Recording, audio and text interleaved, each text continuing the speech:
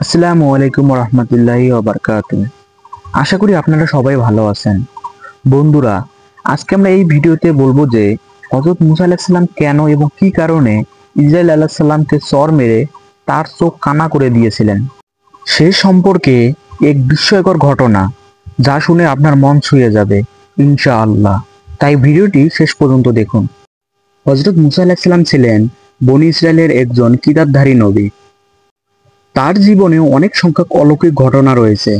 জীবনে বহু সংগ্রামের পর আল্লাহ তাআলার নির্দেশে হযরত মুসা আলাইহিস সালাম ফেরাউন ও তার সৈন্যবাহিনীকে শেষ করে ফেললেন এবং লোহিত সাগরের ওপারে অসহায় বনী ইসরায়েলের জাতিকে নিয়ে বসবাস করতে লাগলেন। এর মধ্যে ঘটে যায় বিভিন্ন ঘটনা, অতিবাহিত হয় সময়ের পর সময়।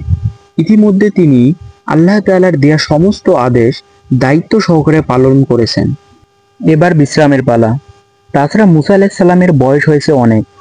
তখন তিনি নিজ দায়িত্বে ঈসা আলাইহিস সালামের ওপর দায়িত্ব অর্পণ করেন, নিজে কিছুটা বিশ্রাম গ্রহণ করার জন্য। শরীরে শক্তি প্রায় শেষ হয়ে এসেছে। বয়স বাড়লে এমনই মনে হয়, এটা স্বাভাবিক। মনে মনে ভাবে অতীতের বহু কথা। এমন সময় হঠাৎ করেই মালাকুল মউত বা আজরাইল ফেরেশতা এসে সালাম দিলেন। হযরত মুসা আলাইহিস সালাম তখন আজরাইল ফেরেশতাকে জিজ্ঞেস করলেন, আপনি কি আমার জান কবজ করার জন্য এসেছেন? আজরাইল আলাইহিস সালাম বললেন, জি হ্যাঁ। আল্লাহ তাআলার প্রভাবিত স্বাভাবিক নিয়ম অনুসারে আপনার জান কবজ করার সময় এসে গেছে। হযরত মুসা আলাইহিস সালাম জিজ্ঞেস করলেন, আপনি কি আমার জান মুখ দিয়ে বের করে নেবেন? অথচ এই মুখ দিয়ে আমি আল্লাহ তাআলার সাথে সরাসরি কথা বলেছি। তখন আজরাইল আলাইহিস সালাম বললেন, তাহলে চোখ দিয়ে বের করে নেব? হযরত মুসা আলাইহিস সালাম বললেন, এই চক্ষু দ্বারা আমি আল্লাহর দূরদর্শন করেছি। তখন আজরাইল আলাইহিস সালাম বললেন, তবে নাক দিয়ে নিব? হযরত মুসা আলাইহিস সালাম বললেন, আল্লাহর দিদার মুহূর্তে যে পরিবেশের বেহেশতির সুগান আমি এই নাক দিয়ে নিয়েছি। হযরত আজরাইল আলাইহিস সালাম বললেন, আমি এত কথার জবাব দিতে আসিনি, সময় শেষ, অতএব আমার যেভাবে ইচ্ছা সেভাবে আমি জান কবজ করব। হযরত মুসা আলাইহিস সালাম আজরাইল আলাইহিস সালামের কথায় প্রচন্ড রেগে গেলেন এবং বেয়াদব বলে তার গালে সজোরে একটি থাপ্পড় দিলেন। ফলে আজরাইল আলাইহিস সালামের চোখ দুটি বের হয়ে গেল এবং সঙ্গে সঙ্গে কানা হয়ে গেল। আজরাইল আলাইহিস সালাম এই অবস্থায় সোজাসুজি আল্লাহর দরবারে চলে গেলেন এবং আল্লাহর নিকট তিনি সমস্ত ঘটনা খুলে বললেন। আল্লাহ তাআলা আজরাইলের চক্ষু দুটি ঠিক করে দিয়ে বললেন, আমার নবীদের মধ্যে মুসার মাথায় এত গরম ও মেজাজওয়ালা নবী আর দ্বিতীয় কেউ নেই। অতএব তার জান কবজের বিষয় আমি নিজেই দেখব, আর তার কাছে যেতে হবে না। কয়েকদিন পরে আল্লাহ তাআলা ওহী মারফতে হযরত মুসা আলাইহিস সালামকে বললেন, হে মুসা, তুমি যদি একটি মেষের পশমের সংখ্যার পরিমাণ বছর হায়াতে আজ করো, তবে আমি তোমার জন্য তা পূরণ করে দেব। তুমি যত বছর পৃথিবীতে বসবাস করতে চাও, তুমি তত বছর পৃথিবীতে বসবাস করতে পারবে।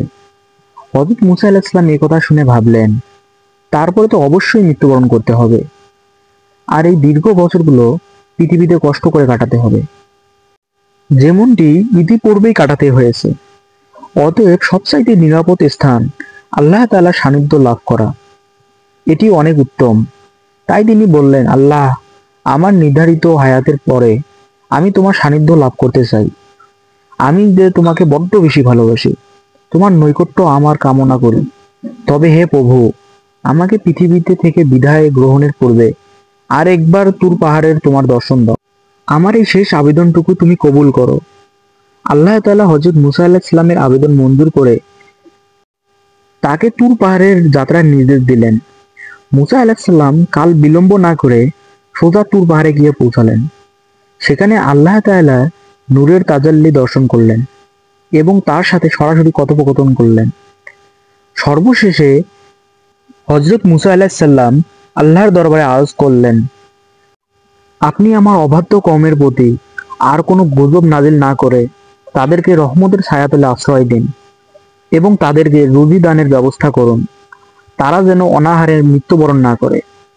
তখন আল্লাহ তাআলা হযরত মুসা আলাইহিস সালামের আবেদনের প্রেক্ষিতে বললেন, আমি আল্লাহ ঈমানদার, নাফরমান ও কাফের ও জিবদের জানোয়ারের প্রতিপালক ও রিজিকদাতা।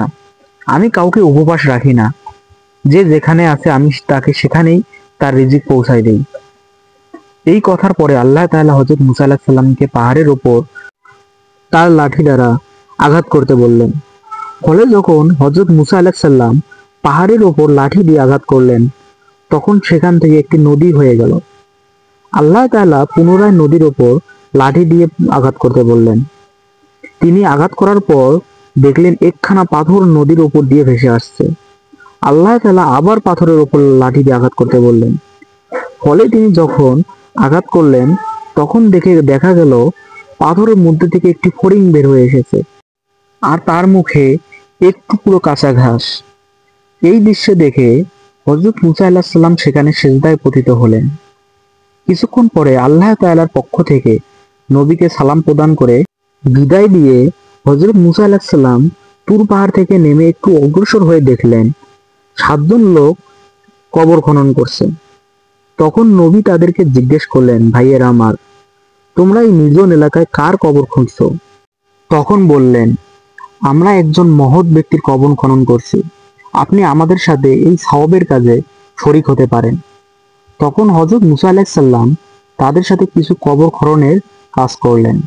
এরপর এদের মধ্যে একজন বললেন, হে নবী, যার জন্য আমরা এই কবর খনন করছি সে দৈর্ঘ্য প্রস্থ আপনার মতো, তাই আপনি একবার কবরটি মাপার জন্য নিজে ওখানে শুয়ে একটু পরীক্ষা করে দেখুন।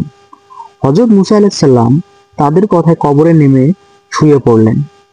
বললেন, হে খোদা, কত নিঝুম এই জায়গাটি, তুমি আমার জন্য এই জায়গাটি কবুল করো। হযরত মুসা আলাইহিস সালামের আবেদনের সাথে সাথে একজন ফেরেশতা এসে তাকে একটি আপেল খেতে দিল। বিসমিল্লাহ বলে যখন তিনি আপেল খেতে আরম্ভ করলেন, তখন তার জান কবজ হয়ে গেল। ইন্না লিল্লাহি ওয়া ইন্না ইলাইহি রাজিউন। তখন উপস্থিত ফেরেশতারা হযরত মুসা আলাইহিস সালামকে কবর থেকে উঠিয়ে উযু ও গোসল করাতে লাগলেন, জানাজা পড়ালেন এবং তাকে পুনরায় সে কবরে দাফন করে ফেললেন। কোনো মানুষ জানতে পারল না যে হযরত মুসা আলাইহিস সালামের দাফন কোথায় হয়েছে। বনী ইসরায়েলরা তার কবরের অস্তিত্ব অনুসন্ধান করে বিফল হয়েছে। মনুষ্য জাতির জন্য তার কবরের অস্তিত্ব আজও অজানা রয়ে গেছে। তিনি পৃথিবীতে আনুমানিক 150 বছর বেঁচে থেকে আল্লাহর সান্নিধ্য লাভ করেন।